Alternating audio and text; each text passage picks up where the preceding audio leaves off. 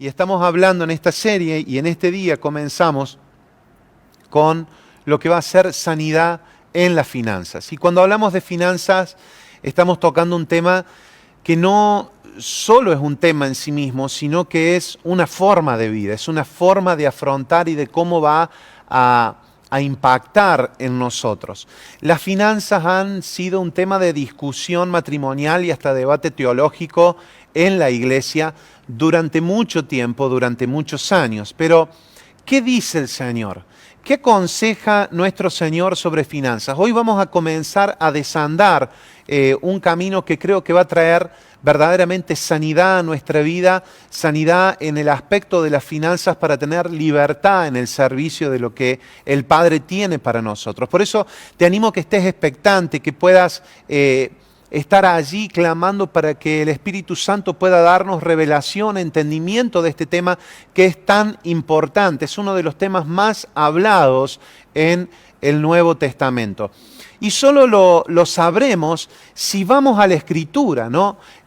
Solo sabremos qué es lo que el Padre piensa si vamos a la Escritura, descubriendo la verdad que nos hace libre un versículo a la vez, un tiempo a la vez, un tema que hoy vamos a tocar. Así que hay una pregunta que siempre nos hacemos o que siempre me hacen como pastor cuando algo malo sucede.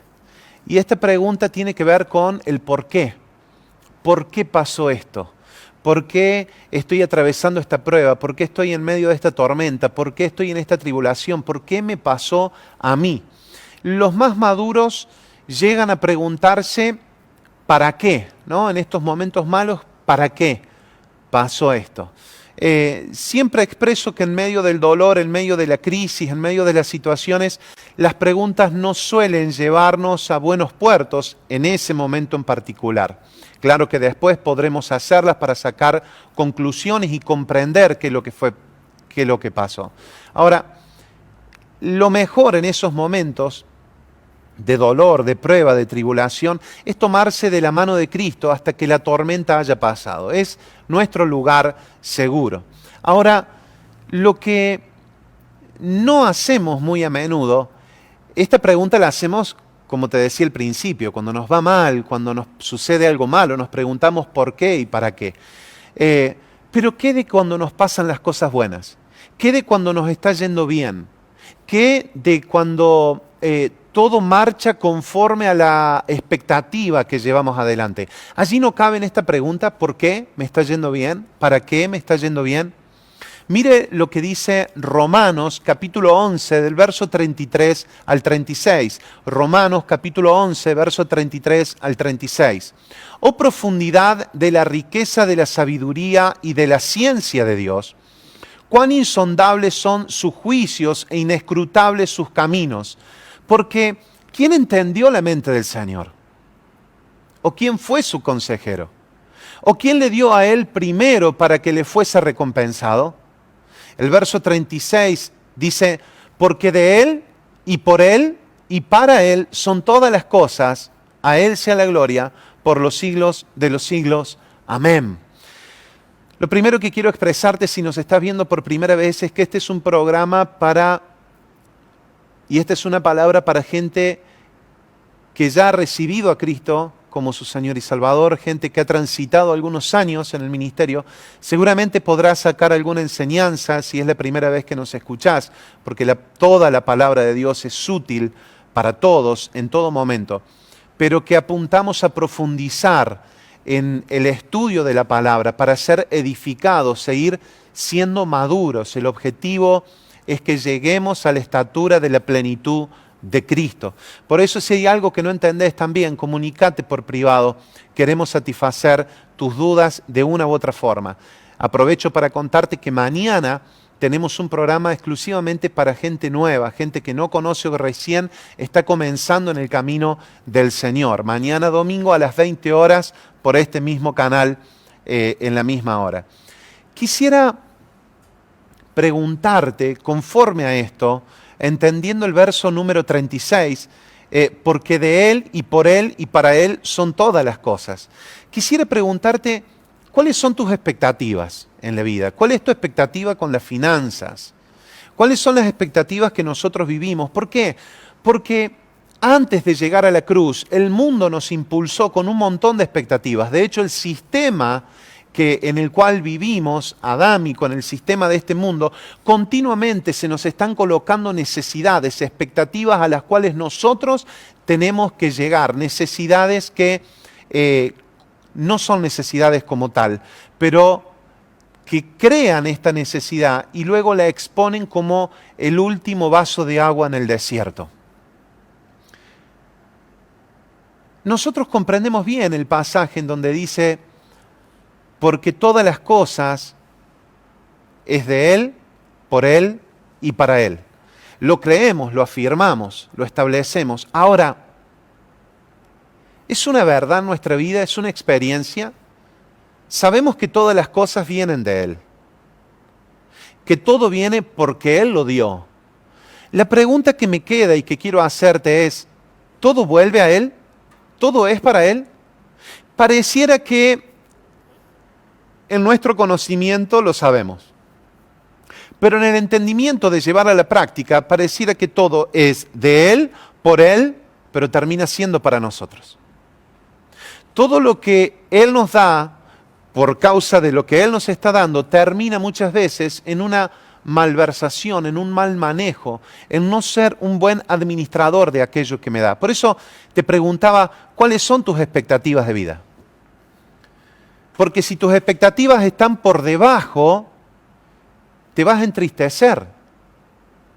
Pero si estás viviendo por arriba de las expectativas que te habías planteado, claro, siempre vas a tener un corazón agradecido, siempre vas a estar gozoso frente a la situación que estés viviendo. Ahora, ¿qué es lo que dice la Biblia que deben ser mis expectativas? ¿Cuáles deben ser las expectativas de un hijo de Dios? Mucho se habla de esto, y muchas veces basados en el Antiguo Pacto, muchas veces basados en pasajes del Antiguo Testamento.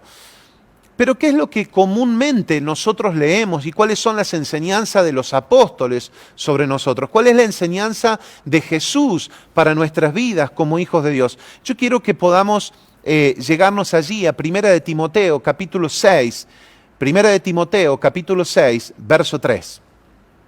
Dice así la palabra del Señor y quiero compartirla con vos. Todo lo que vamos a estar hablando es base, es el establecimiento de una plataforma para todo lo que vamos a soltar estos próximos sábados, porque la sanidad de las finanzas no llegan de un día para el otro. Tenemos mucha información establecida del sistema, mucha carga emocional conforme a lo que nuestros padres nos establecieron, conforme a lo que la sociedad nos está estableciendo. Pero mire lo que dice la palabra de Dios allí en 1 de Timoteo, capítulo 6, verso 3. Si alguno enseña otra cosa y no se conforma a las sanas palabras de nuestro Señor Jesucristo y a la doctrina que es conforme a la piedad, está envanecido, nada sabe. Y delira acerca de cuestiones y contiendas de palabra, de las cuales nacen envidias, pleitos, blasfemias y malas sospechas.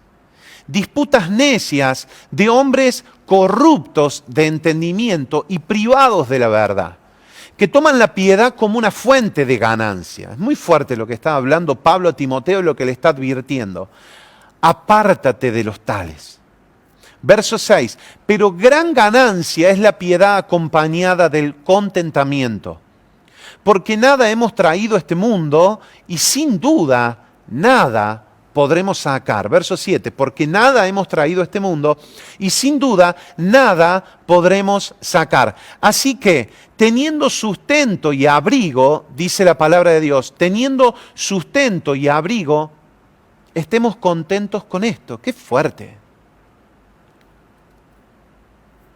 ¡Qué fuerte! Verso 9, porque los que quieren enriquecerse caen en tentación y lazo y en muchas codicias necias y dañosas que hunden a los hombres en destrucción y perdición, porque raíz de todos los males es el amor al dinero, el cual codiciando algunos se extraviaron de la fe y fueron traspasados de muchos dolores.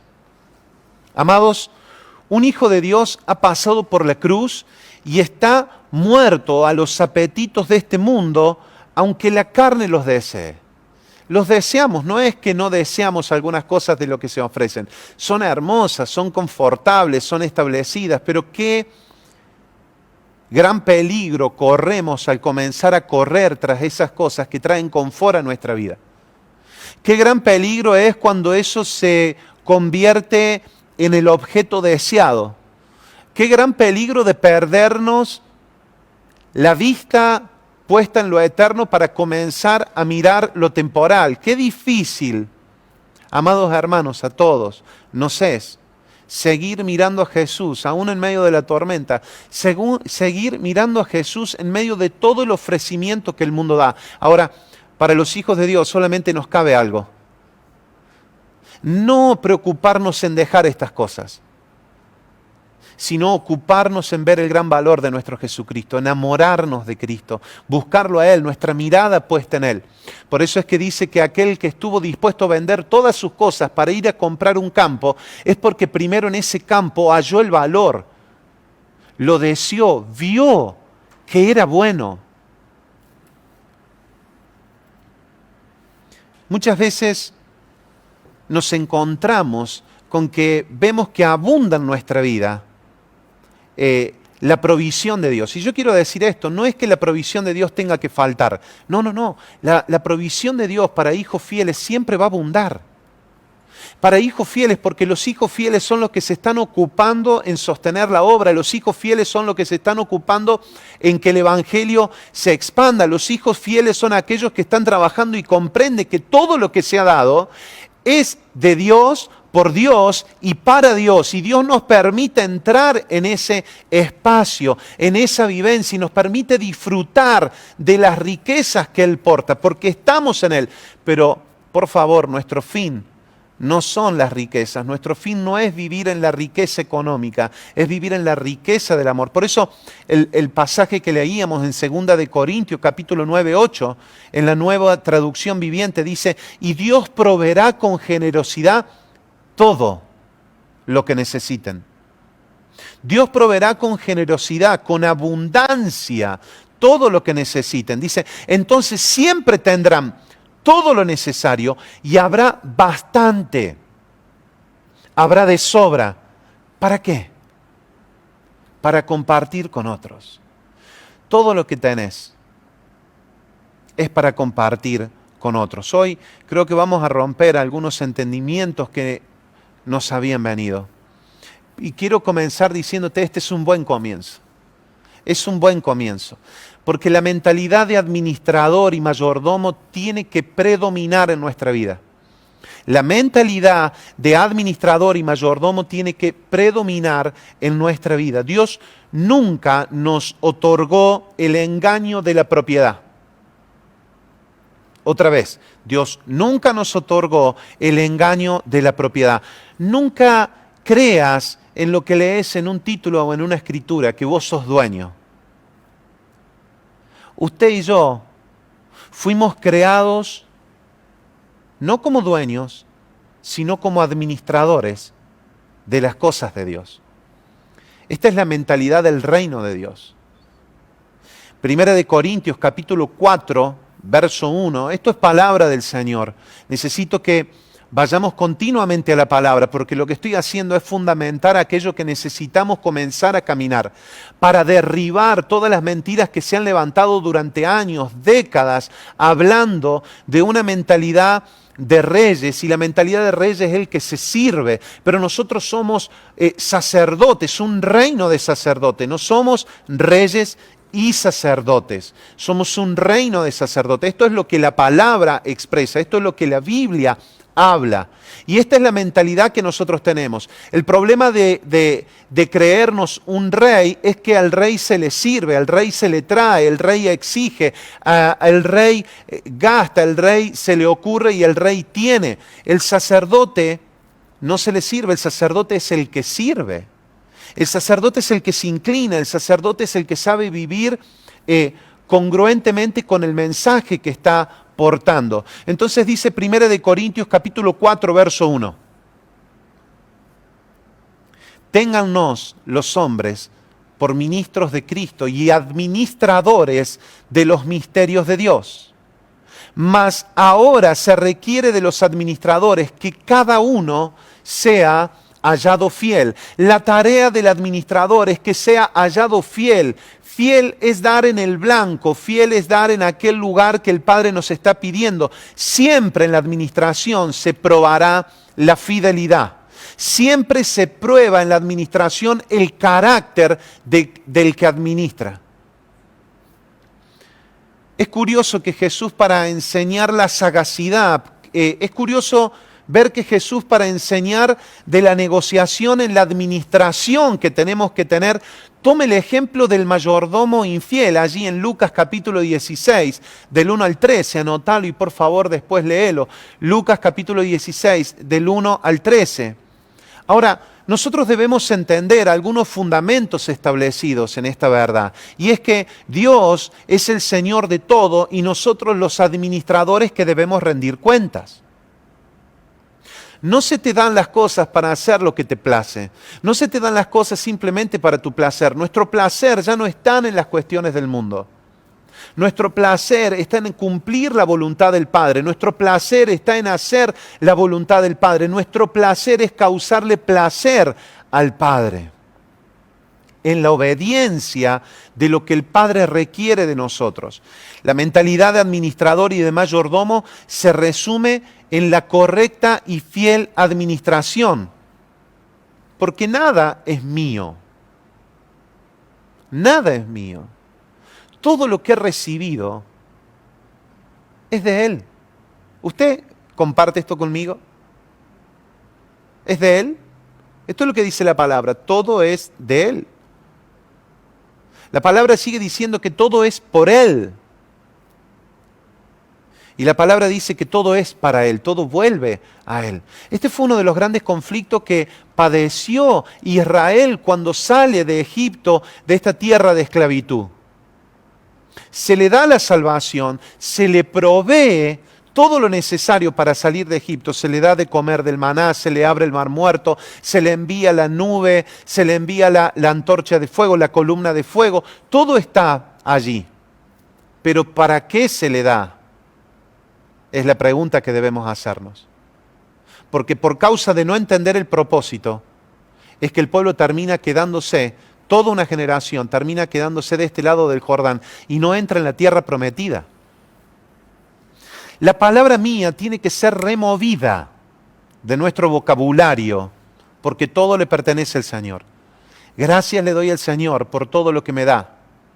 Buen siervo y fiel.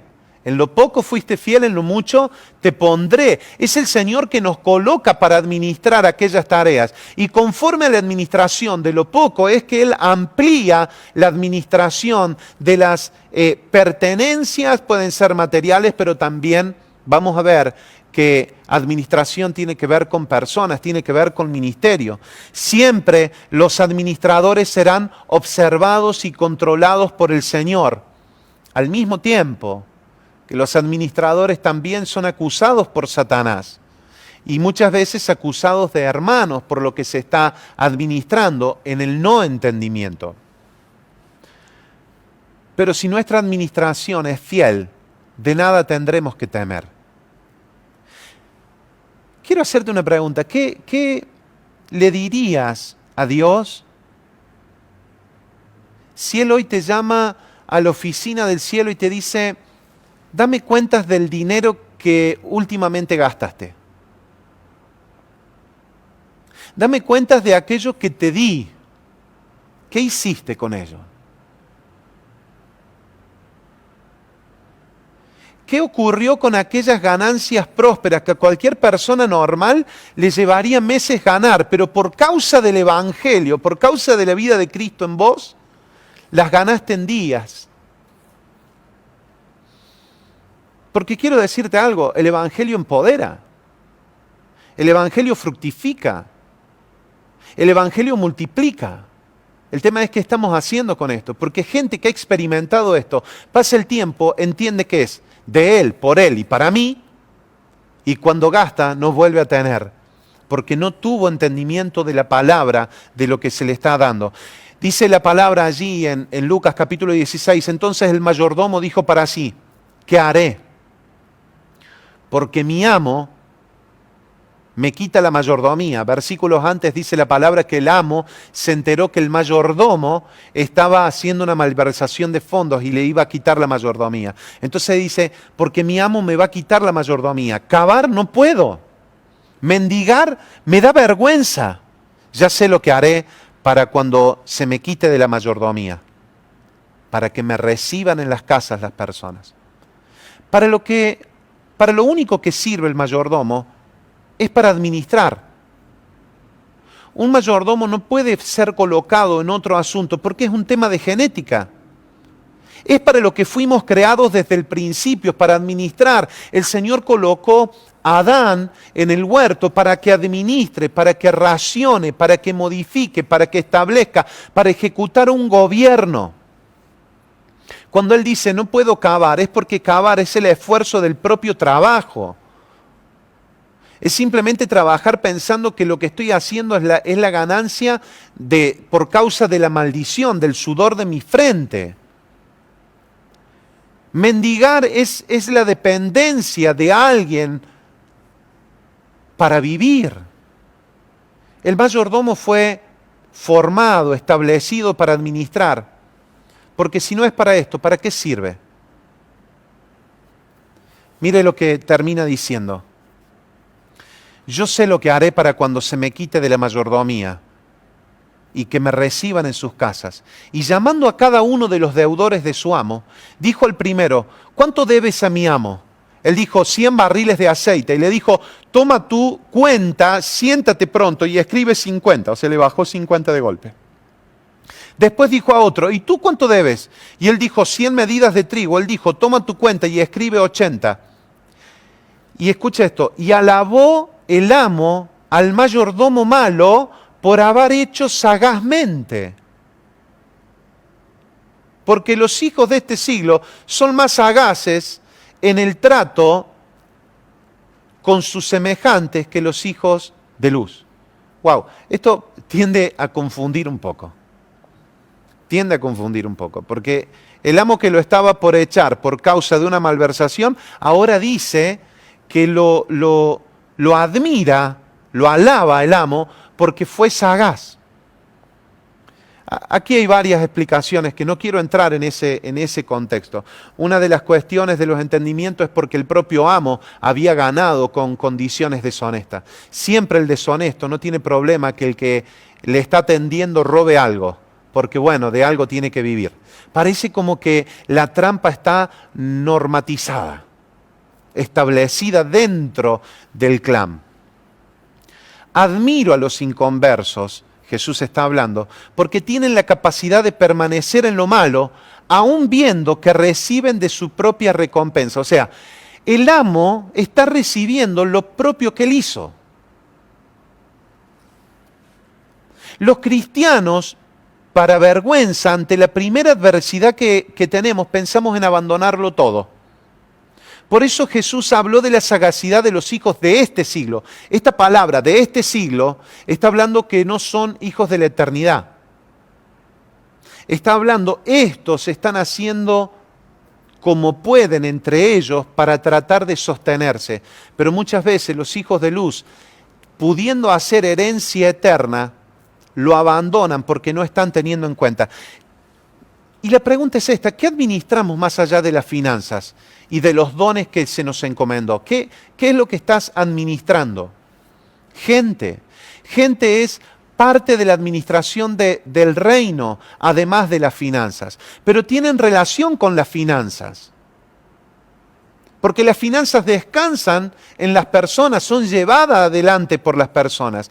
Administrar correctamente la finanza nos asegura la correcta relación con las personas. La sagacidad del mayordomo infiel se denota de cómo se relaciona por medio de la mayordomía y de la influencia que hace para traerlas a su favor. Mire lo que Jesús resalta de esto. Allí en Lucas capítulo 16, versos 8 y 9. Y alabó el amo al mayordomo malo por haber hecho sagazmente, porque los hijos de este siglo son más sagaces en el trato con sus semejantes que los hijos de luz.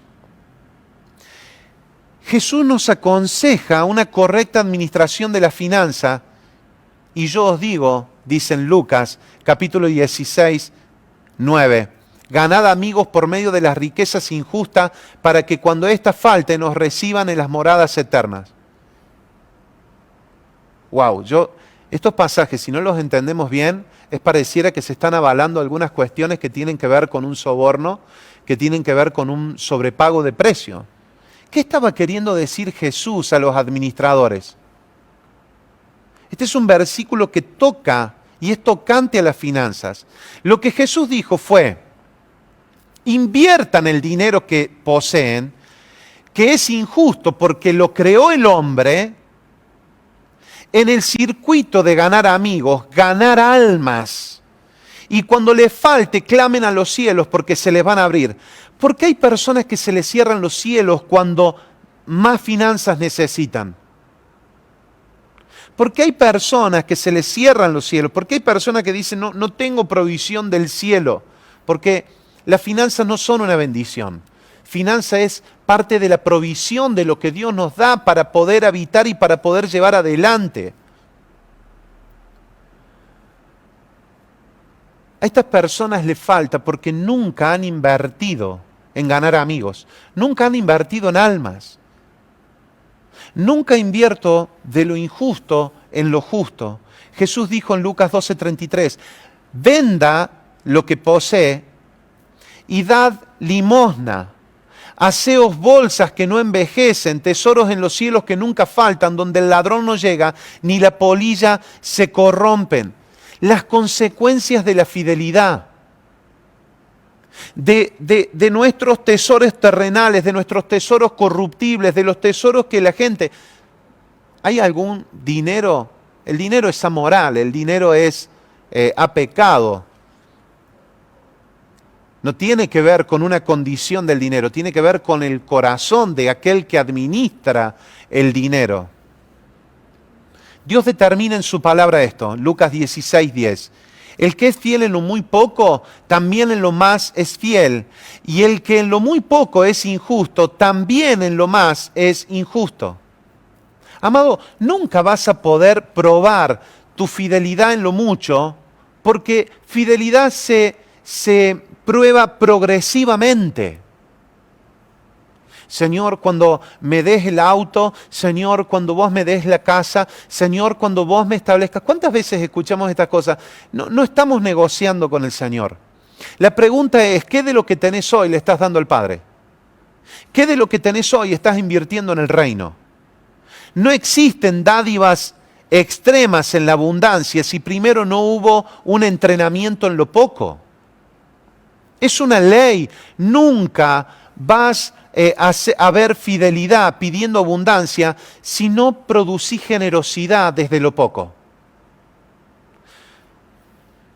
Por esto es que nosotros debemos comprender esto. Yo sé que muchas personas han entrado, y esto lo vamos a tocar la semana que viene, vamos a entrar de temas muy prácticos, porque esto es un fundamento en el cual te estoy estableciendo. Desde este fundamento vamos a mirar todo lo demás. Cómo salir de las deudas, cómo accionar para poder salir de las deudas en las cuales han sido por causa de la presión de impuestos, pero también por una mala administración, por causa de la negligencia, por causa de la imprudencia.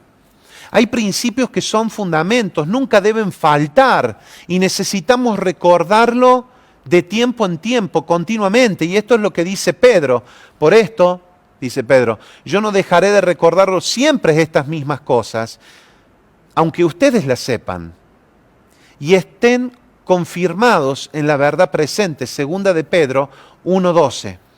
Pedro sabía que las verdades y principios tenían que ser repetidos.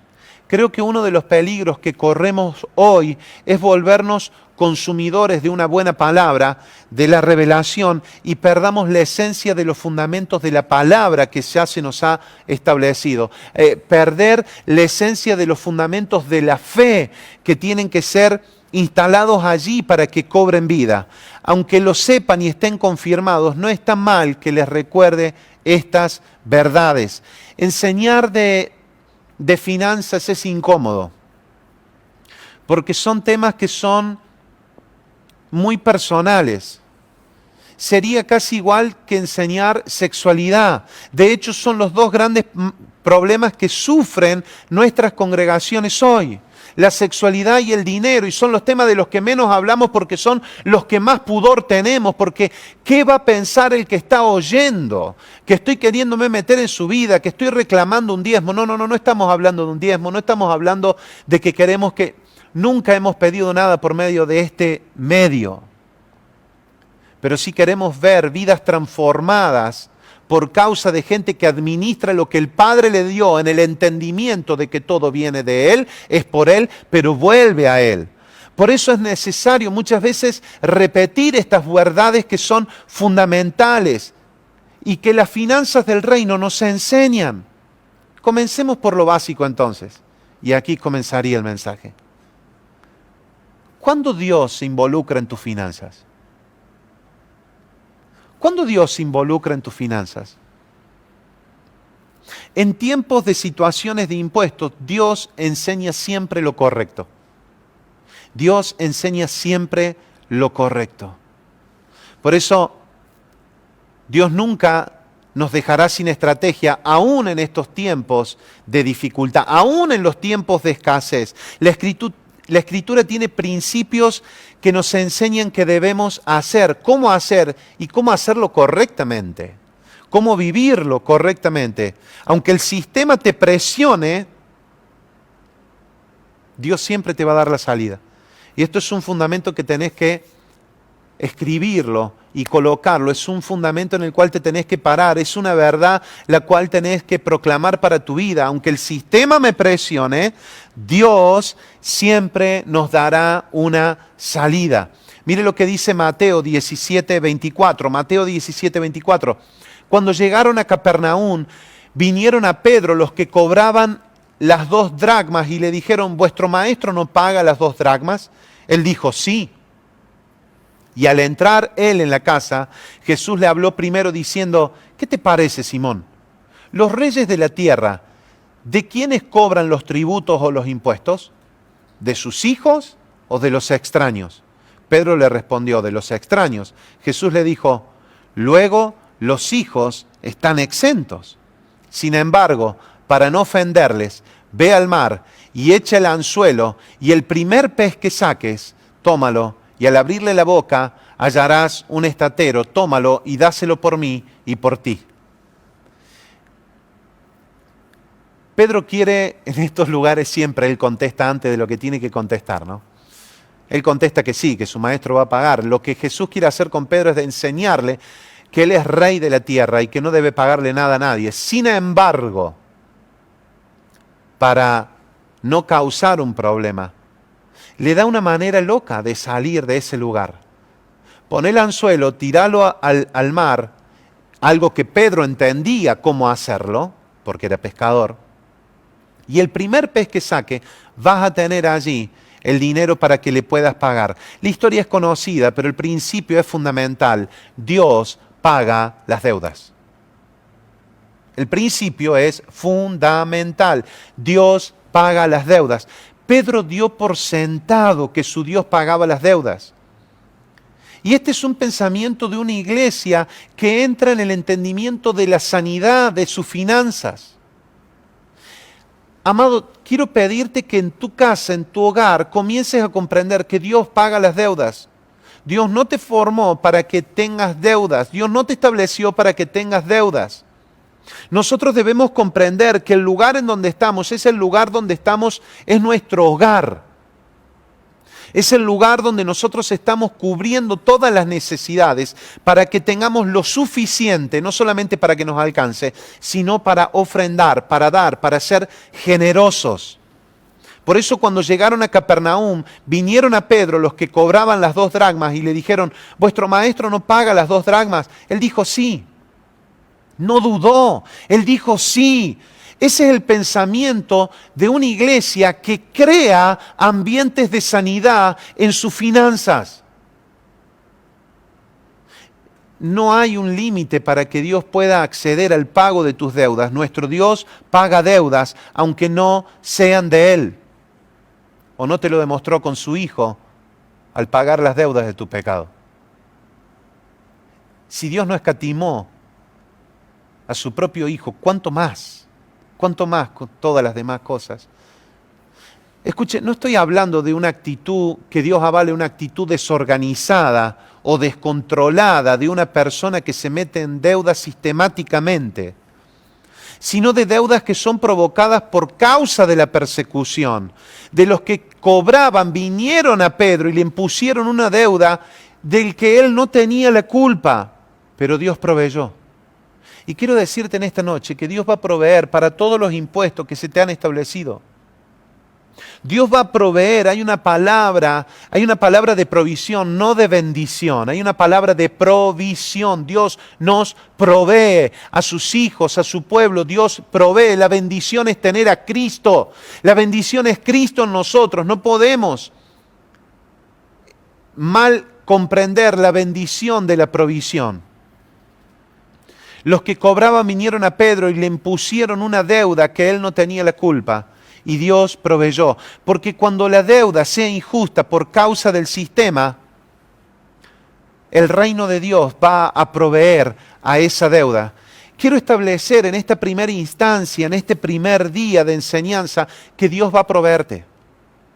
Las finanzas del reino debes comprender que Dios les estableció para proveer a su pueblo. Estamos en su reino y Dios provee a sus sacerdotes, Dios provee a sus hijos, Dios provee en el sistema en el que estamos para que no nos falte absolutamente nada. Dios proveerá para todas las necesidades. Amada iglesia, tené fe, estate en paz, quédate tranquilo, porque aunque el mundo se seque, nosotros somos como árbol plantado junto a ríos, que sus hojas no se secan, y que muchos vendrán a hacer sus nidos.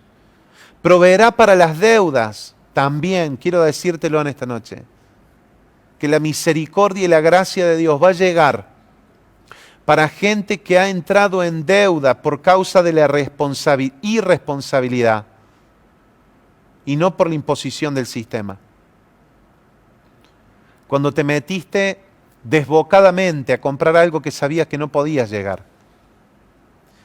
Y aún por la gracia vamos a comenzar a ordenarnos. Y yo quiero llamarte hoy a esto. El primer establecimiento de la sanidad es que venga esta verdad y sea removida esta mentira. La mentira que tiene que ser removida es: no estás solo. Dios está contigo. La primera verdad que tiene que ser establecida es que todo es de Él, por Él y para Él. Todo es por Él, de Él y para Él. La segunda verdad que quiero que se establezca esta noche en tu vida es que Dios va a proveer para nuestras deudas. ¿Cómo va a proveer? Lo vamos a ver en estos días que vienen. Sus misericordias nos llegaron y su gracia nos permite sanar las deudas adquiridas también por negligencia. El apóstol Pablo ya decía: yo, Pablo, lo escribo de mi mano, yo lo pagaré. Le habla a Filemón cuando le escribe para que reciba a uno de sus discípulos, por no decirte que aún tú mismo me debes. Amado, el Señor va a proveer para la deuda en la cual has caído, sea por el sistema o sea por una forma insensata. Pero no lo va a hacer para que vuelvas a tomarlo. El sacarte de una deuda no tiene que ver con el fin del Evangelio. El sacarte de la deuda es colocarte en la libertad para que puedas cumplir el propósito por el cual Dios te está quitando de esa esclavitud. La semana que viene quiero seguir hablando de estos ambientes de sanidad, de la sanidad de las finanzas, y va a ser sumamente pragmático porque vamos a hablar qué hacer cuando caí en deudas por causa de la irresponsabilidad. ¿Qué hacer cuando caí en deudas por causa de la irresponsabilidad? Te quiero tirar algunos tips. voy a pagar es una de las actitudes que tenemos que tener. Va a desatar sobre tu vida un tiempo de provisión en trabajo, en administración, en gestión para hacerlo. En la medida que vas pagando deudas, no vas a ir generando más. Aprender a responsabilizarse a tu vida, no a otros, por lo que estás viviendo.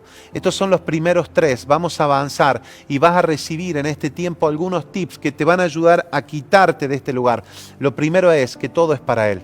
Que lo que estés recibiendo, que lo que el Señor te esté dando tenga que ver con una administración fiel desde ya para dar a Dios lo que es de Dios, sabiendo que Él provee para todo lo que nosotros estamos necesitando.